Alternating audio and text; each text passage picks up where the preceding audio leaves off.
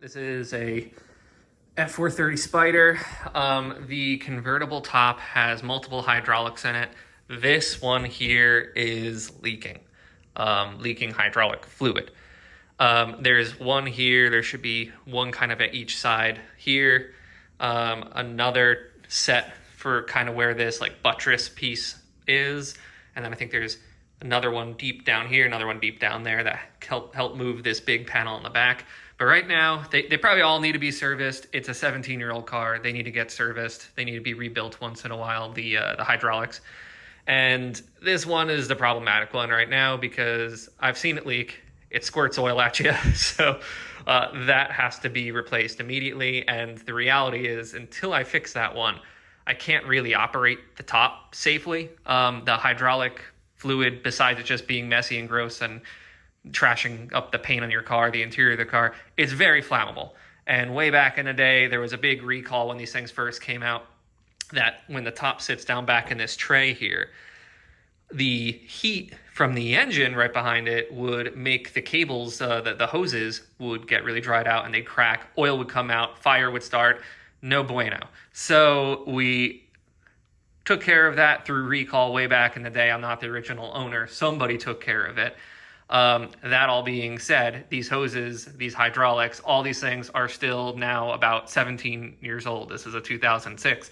So no matter how well these things are made or not made or whatever, I'm sure a bunch of people will always tell you, oh yeah, you know, supercars are just totally unreliable and this is just stupid, crazy Italian crap. And first off, the top is made in Germany by a German company that makes all the tops. So Mercedes, BMW, Audi, all these guys pretty much use the exact same company that makes these tops. I would actually argue that's probably part of the issue here, because if you think about it, those kinds of cars, you drive them for 3 years on a lease, 6 years on a finance, maybe a second-hand owner is going to 10 years, and then eventually those things are getting scrapped. So no one really designs these tops to go on this long. So when you put them on a car like a Ferrari or something that's really a collector's vehicle, that's when you start running into these problems. None of these things are really meant to go this long without being revisited, rebuilt, and tweaked. So anyway, that's me making a good excuse for why this is broken. I already did the first step, which is taking out this trim piece that kind of covers the interior side of this bracket. And what we're gonna do next is we're actually gonna cut out that hydraulic pump. The reason for going this route, the way you used to do this, all these parts, these hydraulic pumps have hoses that go into them and they're crimped. I'll show you what that looks like in a second. So a machine squeezes the hoses in there. Instead of having nice little screws to take out that hold the hoses in, they're permanently fixed in there. So what you used to do is pay $1,000 for a new hydraulic pump. You would have to take off the glue and the rubber liner on this part of the top, peel back all of the canvas and the headliner, so that way you can get to this thing and take out the hoses that run all the way around the side and down behind the passenger seat. So you can imagine it's $1,000 for a pump, hours and hours of labor. It's a full day job. Take it to Ferrari, $3,000. Take it to independent guy, maybe half of that. Do it yourself. You're just out the pump a lot of time and frustration. But now there are companies that rebuild the hydraulics a better way so they're more serviceable. The company I'm going to be using, and I'll put a link to it, they're called Cabriolet Hydraulics. I think very generic name like that. I'm in Florida, they're in Florida. Should be a pretty quick transaction. But they've actually made it that you can cut the hose lines and they have a special coupler to put it back in. So I'll give you some more context here just by looking at it. All right. So again, I've already taken this piece off. It's just plastic trim. Just grab it on both ends and kind of pops right off. Especially now that these cars are getting older. It's much easier to pop things off. Here we have, actually one second. What I'm gonna do is I'm gonna put my headlamp on so you have a little bit better visibility in here. All right, I have a headlamp on. This should be more helpful. So the pump that's causing the issue, you could actually see some of the oil on here, this black stuff. This is the guy, this little square thing. There's a cylinder in this part of the aluminum casing. And if we look around here, we'll see if we can see it. Okay, there's the actual rod that goes into the pump. That seal in there is what's leaking the fluid. So anytime I actually run the top, it just squirts out a little bit and then drips. Obviously not good. There's already oil on here. I'm gonna have to dry up. This is one of those things that you just don't want to get covered in oil when it's behind the car above the engine where it's very, very hot. These are the actual hose lines, and you can see these little divots in here. So this is where the machine that they use when they manufacture these things to squeeze it to hold it in place. When we get it back, it's gonna have two little screws next to it so we could actually take the lines out and service them. The fact this is the original part, the fact that these hose lines have never been cut tells me it's most likely never been serviced. Maybe it was, you know, if this ever failed and they replaced it with a factory part, but I haven't seen anything like that on the service history, so I don't think it's ever been serviced. So for what it's worth, this pump has been in here for 17 years without failing. So many people take these things out and they're like, oh, you know, they make these things like pieces of crap and, oh, they break every 6 years. And I don't know, this one's been in here 17 years and just finally started leaking. I'm in Florida. The car has been in Florida for a very long time. It was also in California. You know, so very sunny, hot, dry places, humid places, anything like this. It's all bad for this stuff, yet here it is, finally dying. That all said, the next two to fail will likely be over here. But again, I can't really get to those without squirting oil all over the place. So I need to take this one out first, get it serviced first. Once that's in, I'll do the other ones. All right, so the things to get this out. We have two big bolts here. I've never done this before, by the way. I could be totally wrong that there's something else I can't see, but it looks like there's just two screws here. We're gonna have to cut the cables about 4 inches in, so that way, again, we don't have to run new cables. They have nice couplers now to seal that. And then this piece here, this fork on the rod, that comes out and grabs onto this piece of metal. I've already done this. I'll include that part of I took a video of it, so I'll include that, and you won't know the difference. But the reason why it doesn't look like anything right now, I've already done it. So there's a pin and a little clip that holds this fork bracket onto this piece of metal. This is actually the piece that controls the two hooks for the top. So that final step when a convertible top comes down and there's hooks that kind of hook in to seal it, that's this hook, that's this hook. All this pump actually does is automates that process. Personally, I can't stand it. I'd rather just, there's actually a key in case of emergencies that goes in here to manually operate it. Part of me has really considered installing that permanently, like cutting a small hole out in the plastic trim and just 3D printing a handle or something that goes here so I can operate it manually and just never deal with this crap ever again. But once I found out that there's a company that services them and it's pretty straightforward, I mean, all in with shipping and all that, I'm probably gonna be spending about $300 to replace this. So that's not bad. I'll keep doing it the way it was intended, keep the value of the car. But anyway, so let's get these two screws out and see what other problems I cause.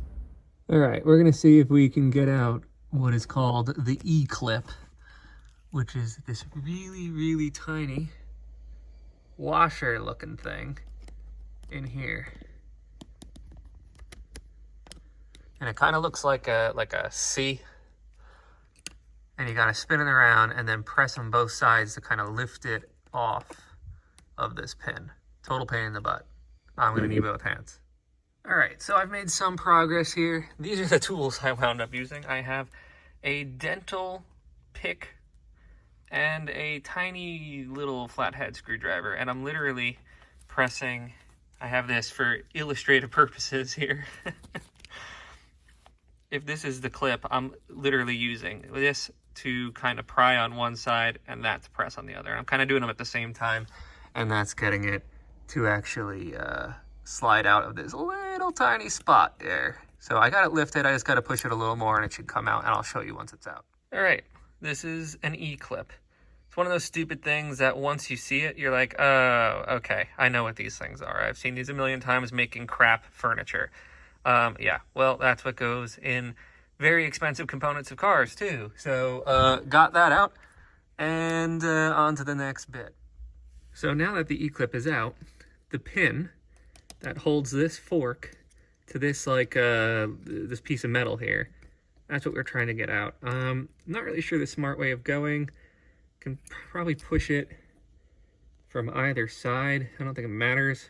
We're gonna push the side I could easily see. Okay, there it goes. You can see it kind of coming out the other way. Maybe that's not the right way of doing it. Let's go the other way. So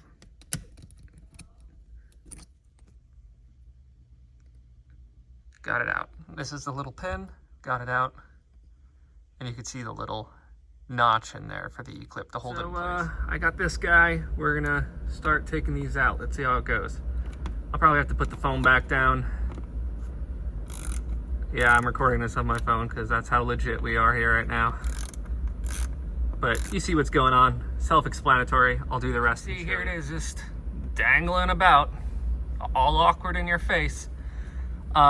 Yeah, there was definitely a little more oil behind it. I'm sure I'm gonna have to clean that all out, but that's where it was sitting, and you might not be able to tell, but it's pretty slimy. So that means it's been leaking a little bit more than I realized. But now that it's kind of loose, it should be pretty easy to take a razor blade to it. We're supposed to go about 4.5 inches down. When they send this piece back, they send it with the coupler on the hoses, so it should be a pretty easy install. This was one of the brackets that came off of it. Ugh, yeah, see, more oil. Why not? This fell out. It's a little wedge piece. I guess just a spacer probably to make sure everything's aligned in there perfectly. I'm assuming I don't need to send any of that in. That's not really part of the pump, just a bracket to hold it in. So next I will see if I can cut these out real quick. It's advised in the instructions from this company to put like a wood block behind it, because obviously you don't want to accidentally cut into any of these real cables. I'm probably going to use a cutting board or any just thick piece of anything to put behind it and cut. So I'll go grab some razor blades. All right, so where do we leave off here? I got my razor blades. We got a little situation going on here. So I'm going to use this tape to mark where about 4.5 inches is on these hoses. Part of the reason I'm actually only going to mark one, because I want to be able just to know which hose after these are cut goes to which hose, right? Because I'm going to have to use the coupler to rejoin them. I believe it matters. I don't know if it matters, but I think it does. I think I remember reading somewhere that it matters which one goes where. So, you know, they are a little bit different. If you get real close on them, you can see this one has red text on it, the other has yellow text. But just to be extra annoyingly clear, I'm going to put a little piece of tape on one just so I know. Yeah, now, I'm not really sure the best way about cutting this down. There's a zip tie here. I'll probably want to loosen that because this already doesn't seem like 4.5 inches. So I'm going to have to cut that out. And then I have this cutting board, tiny cutting board, literally from my kitchen, and I'll be able to kind of tuck that behind it, and then regular utility knife. I'm not cold, and I'm not wearing a dress. This is just a towel because I fully anticipate some oil dripping out of this line. All right, well, I'm going to do a couple steps. Again, I need both my hands. I don't have any kind of stand for my phone yet, so be right back. These cables seem to be, or hoses rather, seem to be held up by this little clip. I just took it off. It's a little easier now. So you can see on one of the hoses I have a piece of tape here, piece of tape here. I'm going to wind up cutting it somewhere in between. So that way I'm just, you know, I don't have to like squint and try and read little tiny colored font. I'll very clearly know which is which. Realistically, because these are kind of staggered where they're connecting, when they give this thing back, it should be pretty obvious anyway. But again, I just want to make this foolproof because I am by no means a professional, and cutting these hoses is already sort of terrifying. So on to the cutting. All right, so here it is. It's out. It actually really wasn't that bad. And you can see the nice flat ends here. So that's what you're supposed to do. You're supposed to make sure this is a very clean perpendicular cut to the actual hose. Again, you could really see how these are crimped in here. It's very stupid. I've seen a video where somebody grinds these out, but now that they have this coupler kit, this is apparently is the better way of doing it. And then when it comes back, it will have those screws, like I said, where in the future, I just have to unscrew those two things, take the hose out, send this bit in, and that's it. So I'm going to put this in a Ziploc bag in case there's residual oil. There definitely is, so I'm sure it'll drip out. I don't want it to go all over in the box. I'm going to take it to the Postal Service. Apparently, it'll be there overnight. They're in Florida. I'm in Florida. It should be pretty quick. They say it takes about a day or two for them to do the rebuild and then send it back. So hopefully by sometime next week, I'll have it ready to go, and I'll make a video of actually doing the install. So far, it's been okay. Some of these projects seem easy, and they aren't. This is one of the easier things I've done on this car, so hopefully it stays that way. I probably just totally jinxed it, and everything is going to be all downhill from here, but hopefully not. All right, that's it. So it's been a few days, mostly just because I sent this on a Friday, and it took the weekend. They had it done that Monday. It is now Tuesday, and it is rebuilt. You can see now we got the screws in here, so this is serviceable in the future. There's some couplers that this company specifically has patented. So that's what we're going to use to reconnect the hoses.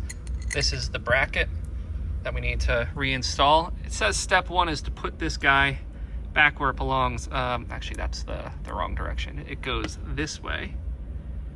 So we're going to have to bolt this in using the bracket. Then the next step is going to be to connect the hoses. Because I did this with the roof closed, I can't actually seem to get back to this piece. I'll either need to manually crank this to make this the part that the pump actually attaches to slide over, or my other theory is I should be able, once this is connected, to run the roof. The roof won't open, just the hydraulics will be pushing this rod out, and then this fork should be able to be reaching that and touch it. That's my theory. I'm kind of making this up as I go along. So let me just get this installed. It's, again, just these two bolts with some little wedge piece in between that kind of puts it on an angle. That's it. All right, I may have incorrectly described how this wedge piece works. I'm gonna do this real quick. The slanted side goes like that. All right, so I just want to show everybody, this is kind of a pain in the butt, but you got to have like a vice grip sort of plier thing, whatever this is called, to grab this center nut, and then with another pair of pliers, grab the right side there and twist it so there's no space. It's really tough, but obviously that's some reassurance that this thing actually works and keeps that hose clamped shut. So that's what I'm working on right now. I need both hands to do it, pretty much like everything else. Okay, so they're both in. I gotta get this guy now over to here. And I think the easiest way of doing that is just running the pump. We're gonna find out together. So what I wound up having to do is loosen these up a little bit, loosen these up a little bit, and start to turn on the car and actually operate the top so I can get this aligned. You know, it's kind of weird, like when you release the switch, because there's still fluid pumping through it, it still kind of slides a little bit. So you have to time it at just the right point that you could slide that pin in. Now, the only thing I just totally fucked up is there's that little E-clip that goes in there, and I dropped it. And I dropped it somewhere down here, and we're gonna see if I can find it. Look who found the clip. Look who found the clip. It was under the seat, and I found the clip. I'm annoyed that I didn't record this. I put that E-clip, well, I actually kept it on here from how I found it, and I used that to push it in. And that worked. And that way, if it ever, you know, fumbled out, it's magnetic, it wasn't gonna go anywhere. How annoyingly smart. Too bad I didn't really come up with it. But anyway, that's it. This is working. It works great. Probably because I also topped up the fluid, but I'd like to assume that servicing these things matters. So the last step here is I just got to put that piece on. I'm not going to bore you with it. It just clips on. It's not interesting. That's it. Success. Goodbye.